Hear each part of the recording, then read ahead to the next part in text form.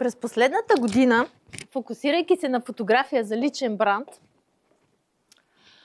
видях как хората, доверили ми се за тази услуга, търсят по-разнообразни начини да достигнат до своята аудитория, то чрез видеосъдържание и подкасти. И за това трансформирах моето студио от фотографско в мултимедиен център и сега разполагам с всичко необходимо за създаване на качествено видео и за запис на добър звук. Моята мисия е да преведа вашият офлайн бранд и репутация в силно визуално присъствие, открояващо ви в дигиталната джунгла.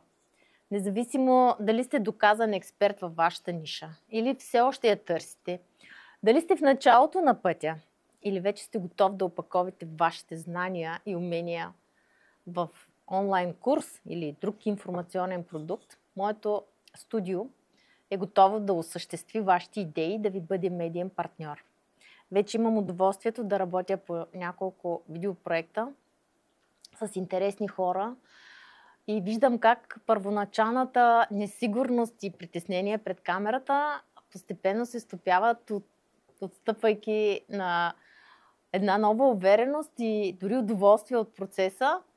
И камерата се оказва един приятел, който кани всички да разкажат своята история.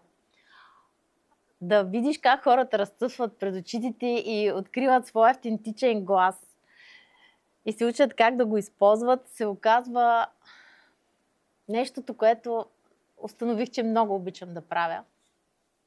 И ако думите личен бранд все още ви звучат напудрено и като маска, която трябва постоянно да носите, всъщност е точно обратното. Защото изграждането на личен бранд е всъщност сваляне на маските и разкриване на вашите силни, уникални черти и несъвършенства, които привличат точните хора към вас и към вашите услуги и продукти. Очаквам новите си интересни проекти.